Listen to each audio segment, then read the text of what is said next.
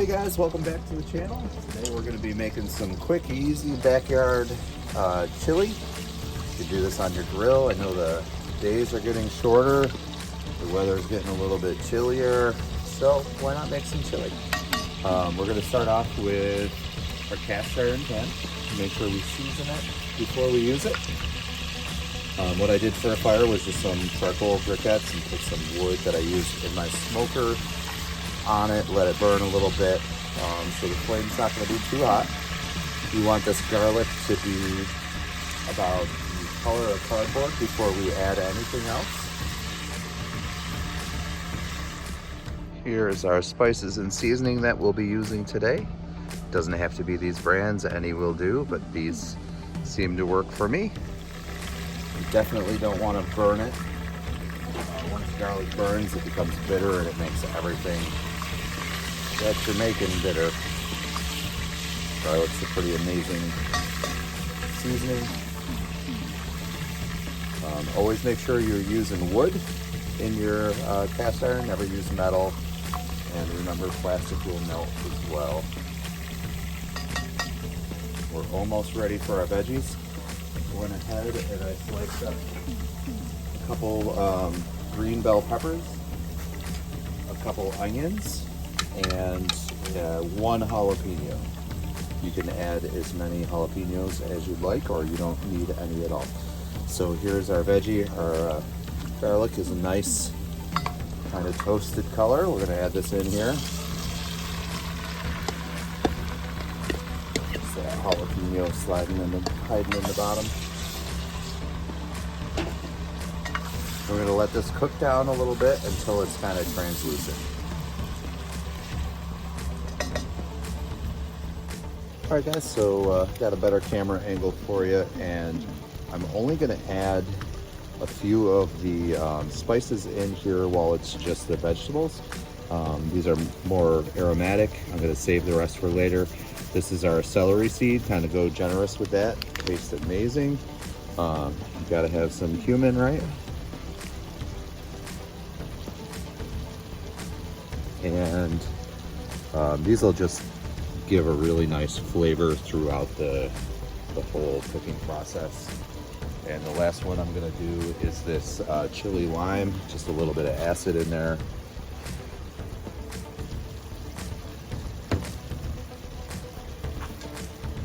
We'll give it a mix. We're about halfway where we need to be on these peppers and onions. So you just want to see this, see how that's kind of like translucent. You can see through the onion a little bit. We kind of want them all to get that way, and then we're going to add our ground beef.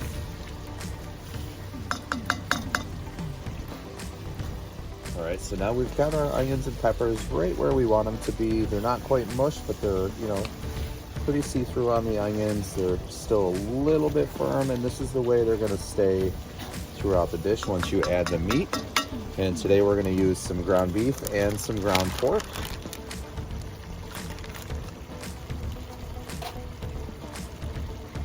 Give it a good stir. The nice thing about cooking in cast iron is you can just kind of let it do its thing.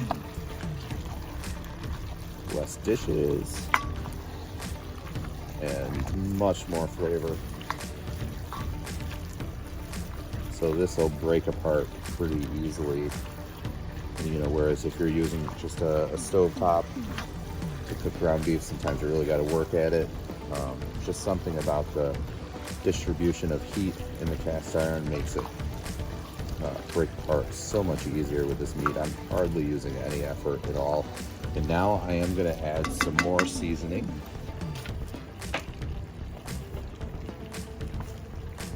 I like to use a lot of black pepper.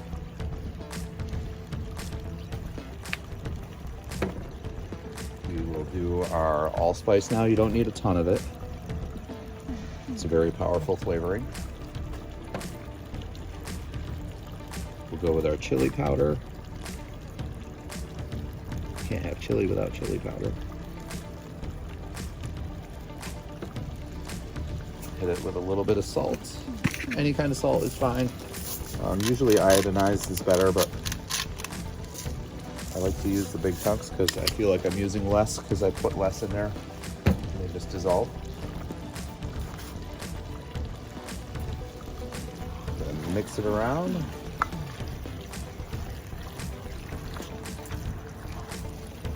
And when this meat is nice and brown, we will come back for the next ingredients.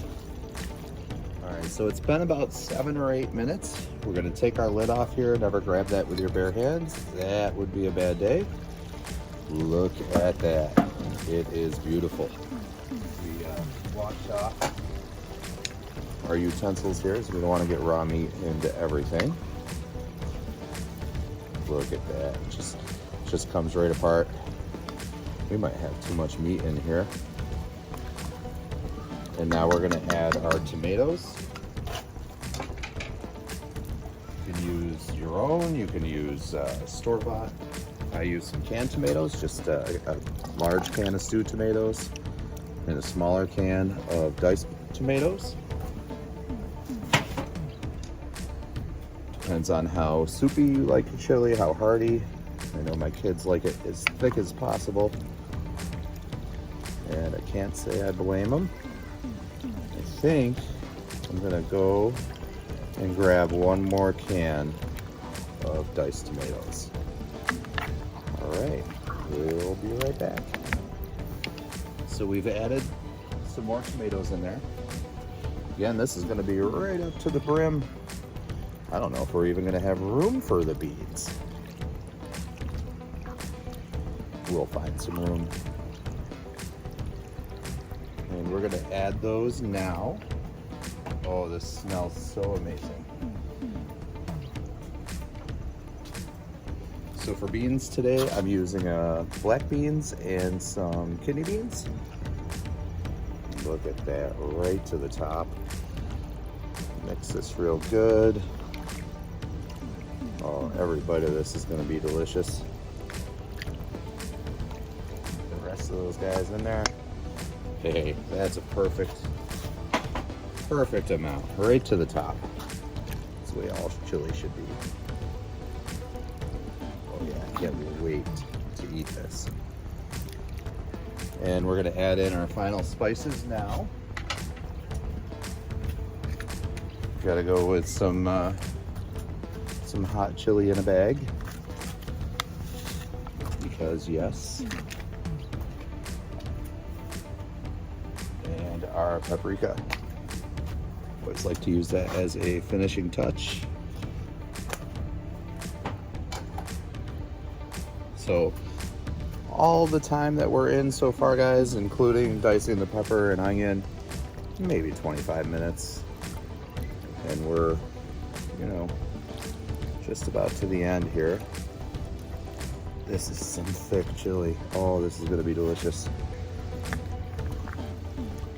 So we're gonna stir this a little bit more, and then we're gonna put the lid on, and we're gonna continue to let it do its thing.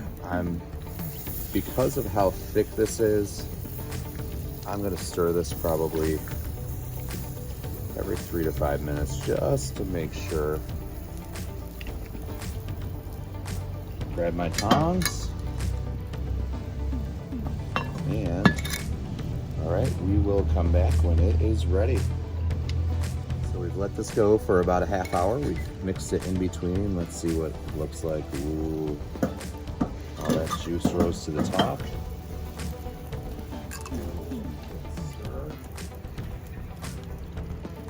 Oh yeah, that looks so good.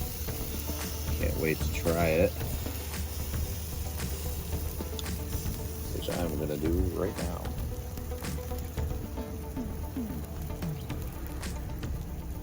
Doesn't that look good?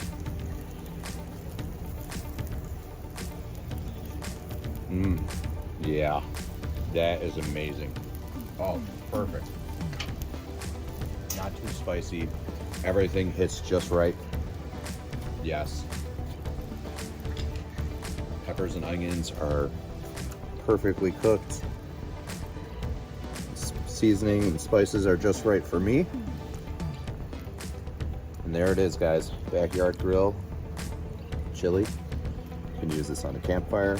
You can even put one in a, you know, fire if you're having out back. And I'd say total time for it to be just right, cooking and prep and everything, start to finish, hour and a half at the very most. So that's not bad at all. And if you want more flavors to get into everything, just let it simmer for longer. All right, guys, well, I hope you enjoyed this video. This was a lot of fun and absolutely delicious. And can't wait to see you on the next one.